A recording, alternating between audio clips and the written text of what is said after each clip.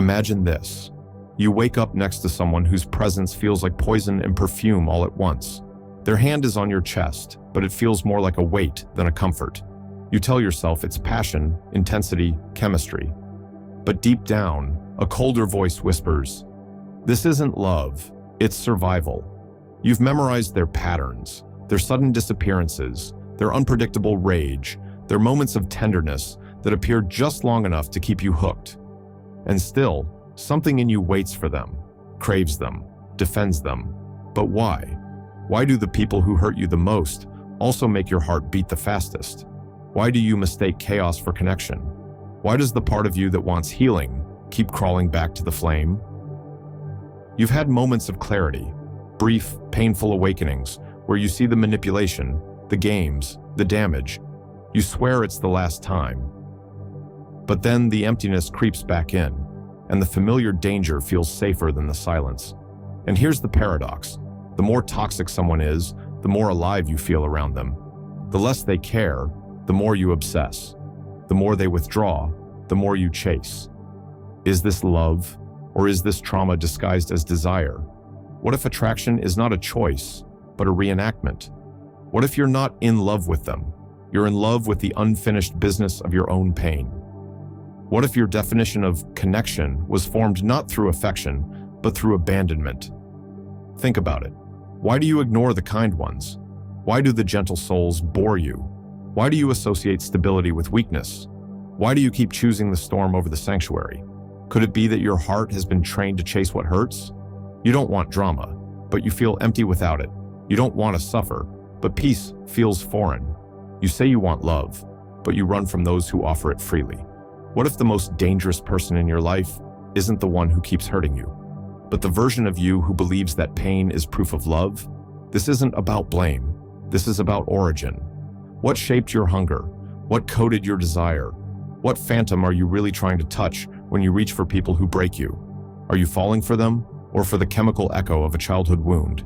Is it passion, or a prison you've decorated to look like home? Imagine peeling back the layers and discovering that your attraction is not a mystery, but a mirror that shows you not who they are, but what you still haven't healed. And now you're left with one haunting question. If you were conditioned to seek toxicity, can you ever trust what you feel? Because what if the part of you that thinks it's in love is actually just trying to survive? What if healing means letting go of the people who make you feel most alive, because they're also the ones slowly killing you? What happens when you realize your type is your trauma? And what if breaking free begins not with finding the right person, but by unlearning who you thought you had to be? Let's go deeper. You weren't born attracted to toxicity. You were programmed, not with malice, not with intent, but with silence, absence, unpredictability. The architecture of your longing was built before you had language, when love felt like waiting, proving, performing. When affection was earned through compliance, when presence could vanish at any moment. You didn't just learn to survive. You learned that survival meant becoming lovable to the unloving. Now you confuse intensity for intimacy.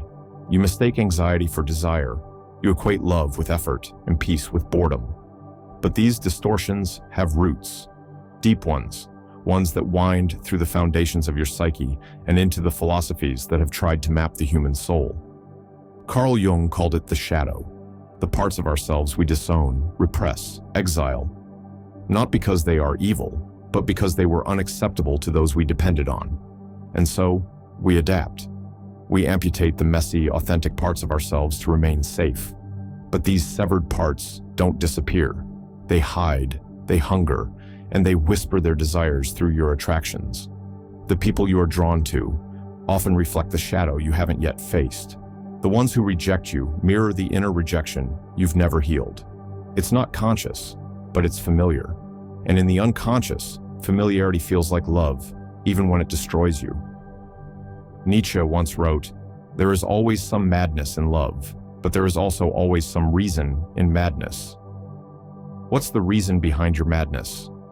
Maybe it's the child who learned that love was inconsistent, and so now chases the unavailable. Maybe it's the teenager who decided that worth was earned through self-sacrifice. Maybe it's the adult who fears being truly seen, because vulnerability was once punished, not protected. You're not broken, you're patterned, and your nervous system, your very biology, has been trained to crave what once felt normal, predictable, necessary. Here lies the true cruelty. Your body may respond to a toxic person as if they are home, not because they are good for you, but because they match the chaos you mistook for love. This is the hidden engine behind toxic attraction. The unresolved parts of your identity seek resolution through repetition. And so, you replay the wound, hoping this time it will end differently. But it never does. This is why Sartre said, "Man is condemned to be free." Because the freedom to choose your relationships comes with the unbearable weight of choosing your own pain over and over, until you become conscious enough to stop. But society doesn't encourage that kind of consciousness. It glamorizes passion, chaos, the chase. Romantic comedies teach you that if you try hard enough, the emotionally unavailable person will change. Songs worship the ride or die dynamic. Pop psychology screams attachment issues while selling surface-level solutions. No one tells you the truth, that what you call chemistry might be your nervous system begging for closure, that your type might be a reenactment of early emotional starvation, that you are attracted not to people, but to possibilities that never arrive. Arthur Schopenhauer saw through this illusion. He believed that much of human suffering comes from our relentless pursuit of illusions, especially in love. He argued that desire is inherently painful because it is a hunger that only grows the more we feed it. What if toxic attraction is simply that, an addiction to the pursuit itself, not the person? The truth is this: you are not seeking love, you are seeking resolution, and resolution requires repetition until you finally recognize the pattern not as fate, but as trauma. But here's the twist. Your mind is brilliant at justifying its suffering. It will call obsession devotion. It will label emotional withdrawal as mystery. It will dress abuse in the language of passion. Because to name the truth would mean facing your own fragmentation. It would mean asking, who did I become in order to be loved? And who am I now when that mask no longer works? The philosopher Viktor Frankl once said, "Between stimulus and response, there is a space. In that space is our power to choose. But that space is invisible when your wound is still bleeding." So, ask yourself this: do you love them? Or do you love how they make you feel about your own unworthiness? Do you want them? Or do you want the version of yourself you hope they'll finally accept? And if they suddenly became kind, consistent, and available, would you still want them? Or would the fantasy collapse under the weight of reality? This is not self-blame. This is self-reclamation. To see your patterns is not weakness. It is the first act of liberation. But it hurts, because once you see the pattern, you can no longer pretend it's fate. And now the question deepens. If your desires have been hijacked by your past, who are you underneath the craving? Who would you become if you stopped chasing those who taught you that love is earned through suffering? Let's explore what happens when you don't.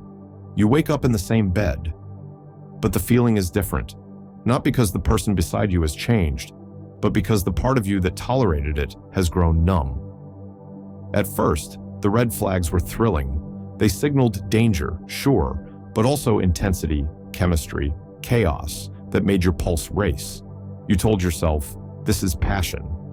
But now, you live in a psychological war zone. You walk on eggshells and call it balance. You shrink and call it compromise. The tragedy is this: when you're attracted to toxicity, it slowly redefines what normal means. You adapt, you justify, you rationalize. You teach your nervous system that inconsistency is acceptable. You tell your brain that confusion is romantic. You make pain familiar and call it love. But this isn't just about heartbreak. This is about identity erosion. Every time you silence your instincts, you betray yourself. And each betrayal teaches your unconscious that your feelings don't matter. Your no becomes negotiable. Your boundaries become blurred. You become a version of yourself that fits inside someone else's dysfunction, and you don't even notice the cost. Not at first. Because the consequences of toxic attraction are not always loud. They are quiet, subtle. They bleed out over years, in your thoughts, in your habits, in your self-worth. Let's go deeper. Neurologically, your brain becomes addicted to the emotional roller coaster. Dopamine spikes during the high-intensity phases, fights, reconciliations, intermittent affection. Then cortisol floods your system during the withdrawal, arguments, ghosting, abandonment. This cycle isn't accidental. It's identical to drug addiction. Your mind doesn't crave peace. It craves the unpredictable rewards, the moments of affection dropped like breadcrumbs after cruelty. This is known as intermittent reinforcement, and it's the most powerful conditioning tool ever discovered. You stay not because you're weak. You stay because your nervous system is trapped in a loop of hope and fear. And the more you stay, the more your inner voice dims. You question your perception. You second-guess your needs. You start asking for less and apologizing for more. Eventually, you don't even recognize yourself. You become someone who tolerates things you swore you never would. And society doesn't help. We live in a culture that romanticizes trauma bonds and calls it fate. We reward the tortured lover archetype. We worship transformation through pain, even when that pain becomes destructive. But let's be honest, there is no redemption arc in suffering. There is only numbness dressed in poetic language. And here's the deeper danger. Toxic attraction doesn't just damage relationships. It becomes a lens through which you see everything. It alters your sense of reality. Suddenly, kindness feels suspicious. Stability feels boring. Healthy communication feels threatening. You don't trust good people because they don't activate your trauma, so you push them away and run back to the fire that's burning you. Why? Because pain that feels familiar feels safer than love that feels foreign. This is how generational cycles are born. This is how emotional legacies are passed down, quietly, invisibly. You inherit your parents' wounds without ever realizing it. You play out their emotional scripts without ever questioning them. You think you're choosing freely. But what if your choices are just echoes of past conditioning? What if your type was actually just your trauma wearing a different face? This is the unconscious prison that Carl Jung warned about. Until you make the unconscious conscious, it will direct your life, and you will call it fate. You will call it passion. You will call it love. You will call it soulmates.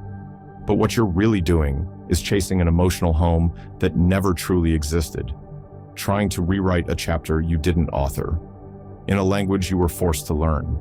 And while you chase that fantasy, real life passes you by. People who could have loved you gently drift away. Opportunities for growth dissolve in the chaos. You become so focused on fixing someone else that you forget you were never broken. And maybe the worst part is this. You become the very thing you fear. Toxic people don't just hurt you, they change you. You adopt their survival mechanisms. You shut down. You lash out. You manipulate, withdraw, explode, isolate. Because you've been taught that's how love communicates. And suddenly, you're not just a victim of toxicity. You're now a carrier. You find yourself hurting others the way you were hurt. Not because you're cruel, but because that's the only way you know how to connect. This is how the wound perpetuates itself. This is how suffering disguises itself as personality. So ask yourself, how many of your thoughts are yours? How many of your desires are yours? How much of your personality is just armor built to survive love that was never safe? You don't wake up one morning and suddenly stop being attracted to chaos. No, liberation begins with discomfort. It begins with the hollow echo of a familiar voice that no longer controls you. It begins when the seduction of toxicity starts to lose its taste, when adrenaline no longer equals affection, when silence feels like peace, not punishment. But this isn't a self-help fantasy. This is war, not against them. Against the part of you that misses the pain. Because the truth is harsh. You've built an emotional identity around suffering, and now peace feels like death. So how do you rebel? How do you break free from an addiction to what destroys you? First, you stop moralizing your wounds. You are not broken because you loved the wrong person. You are not weak because you stayed. You are not defective because you kept going back. You were conditioned to confuse volatility for value, conditioned to tolerate emotional starvation, conditioned to earn love that should have been given freely. And rebellion begins the moment you name the conditioning, not with shame, but with clarity. Because what you don't name will own you. What you refuse to confront will keep controlling your choices behind the curtain of your unconscious. Carl Jung called it shadow integration. You cannot become whole by ignoring the parts of yourself that crave pain. You must face the one who craves toxicity and ask why they keep showing up at the door. But most people don't. They look away. They numb. They date safe people while secretly mourning the chaos. But not you. You came here for truth. And here it is. The craving for toxic love is often the cry of your inner child. The one who learned that love meant waiting, earning, proving, bleeding. You don't break free by cutting off that part. You break free by meeting it. You hold it in your mind and say, I see you. I know what you learned, but we're unlearning now. Freedom doesn't come from judgment. It comes from reparenting. Every time you choose slowness over intensity, clarity over confusion, presence over performance, you are retraining your nervous system. And yes, it will feel wrong at first. It will feel boring. That's withdrawal, not a sign of failure, but proof that the old addiction is dying. You rebel by choosing what once felt alien: stability, kindness, honesty. You rebel by turning toward the person who doesn't play games and staying, even when your trauma screams, run. Because that scream isn't your intuition. It's your history echoing through your body. Learn to sit with it, not react to it. Observe it like a scientist, not a slave. This is the work. You become your own alchemist, transmuting old pain into present awareness. And sometimes, the greatest act of rebellion is not leaving them, but choosing yourself so fully that they no longer fit inside your story. That's when the shift happens. You don't just reject toxicity, you become incompatible with it. Your frequency changes. Your standards harden like steel. Your silence becomes a weapon of protection, not punishment. And you begin to understand, this isn't about fixing people. It's about refusing to shrink just to keep them comfortable. Because when you abandon yourself to be loved, you teach the world that you are disposable. But when you choose truth over loyalty to dysfunction, you become dangerous. Dangerous to every manipulator who fed off your compliance. Dangerous to the narratives that once told you you're too much. Dangerous to a culture that glorifies romantic pain. The rebellion is quiet at first, a whisper in the soul. But soon, it becomes a fire. You no longer chase closure from the person who broke you. You no longer beg for validation from people who thrive on your emptiness. You stop explaining your boundaries. You stop proving your worth. And you stop asking, why didn't they love me? Instead, you ask, why did I think I needed their love to feel whole? That is the beginning of freedom. It's not glamorous. You will grieve. You will doubt yourself. You will feel lonely. But loneliness and truth is cleaner than intimacy and delusion. You start walking alone, not out of bitterness, but because solitude feels better than chaos. Eventually, you meet someone who offers calm. No fireworks, no drama, no emotional starvation. At first, your nervous system panics. This feels too good, too safe, too easy. But then you remember, this isn't boring, this is healthy. And you finally understand. You weren't addicted to them. You were addicted to the version of you that needed them. Now that version is gone, and in their place is a different you. A you that doesn't confuse anxiety with attraction. A you that doesn't accept crumbs when you were meant for a feast. A you that doesn't need to be broken to be seen. That is the rebellion, and you're already living it. But there's still one more truth, the deepest one, the final piece, the insight that shatters the illusion entirely. Are you ready? Let's go there. Imagine walking through a house you've lived in your whole life.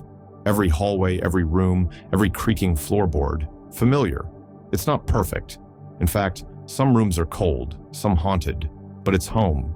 You've learned to navigate the ghosts. You know when to duck, when to brace, when to run. And then one day, you find a door you've never noticed before. You open it, it leads outside, and the air is different, still, strange, safe. You hesitate, not because it's unsafe, but because you've never lived without danger. This is the final truth. You weren't attracted to them. You were addicted to a narrative. One in which your worth was measured by how much you could survive. That's the story toxic people offer you. A familiar script. You fight for love, beg for attention, earn scraps of affection, and call it passion. You confuse trauma for destiny. You confuse pain for proof. But the story was never about them. It was about you. And what you believed you had to become in order to be loved. The ultimate realization is this: you were loyal to your suffering, not because you enjoyed it, but because it was yours. You wrapped yourself in it like armor, like a badge, like a map through a world that made no sense unless it hurt. But that map was drawn by someone else, a parent, a culture, a past self. You inherited a blueprint for love based on survival, and your nervous system memorized the terrain, the highs, the lows, the chaos, the crash. It became a drug, a religion, a reality. But here's where it breaks. There is no divine meaning in suffering you choose to repeat. There is no redemption in staying loyal to what diminishes you. There is no courage in losing yourself to prove your heart. You are not here to be a martyr for love.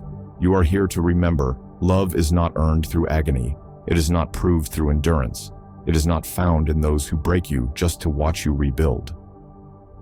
The final, most terrifying liberation is this: you don't need to be hurt to be loved. And that's where most people stop, because that truth dismantles their identity. If I'm not the wounded one, if I'm not the fixer, the fighter, the forgiver, then who am I? You are what you were before the world convinced you otherwise. You are the one who didn't have to suffer to be worthy, the one who was born enough, the one who didn't need to shrink, chase, or perform. You are the original self. Before fear taught you to fragment, before silence became your language, before approval replaced authenticity. You are not a survivor of love. You are a creator of it. But to step into that identity, you must leave the house. You must walk through that door. You must breathe the strange, still air of self-worth. You must say goodbye to the ghosts. You don't kill them, you thank them, because they showed you where your wounds lived. They forced you to confront the parts of you that still whispered, "I am only lovable when I suffer." But not anymore. Now you know. You are no longer a mirror for someone else's brokenness. You are the architect of new love. A love that doesn't cost your sanity. A love that doesn't feel like war. A love that begins with truth and never asks you to abandon yourself again. Let that sink in. You don't need another apology from them. You don't need closure. You don't need revenge. You don't even need understanding. You need only this: a decision to leave the story, to choose peace without guilt, to let calm feel like home, not exile. And when you do, something beautiful happens. The world softens. Your heart steadies. You look in the mirror and see not someone broken, but someone awake. The craving vanishes. The pattern dissolves. The ghost loses its grip. And in its place, stillness, simplicity, self-respect. You no longer chase intensity. You cultivate intimacy. You don't seek validation. You radiate self-knowing. This is not the end of your story. This is the beginning, the moment where the past is no longer the author. Now, you write it, with trembling hands, with sacred defiance, with joy. You are not who you were, and that is the greatest love story ever told. We are not here to sleepwalk through life. We are here to wake up together, to question, to grow, and to remember what it means to truly be alive. Subscribe to keep expanding your mind and deepening your understanding of the human psyche. Thanks for watching. I hope this gave you something real to carry into your day. Take care, and I'll see you next time.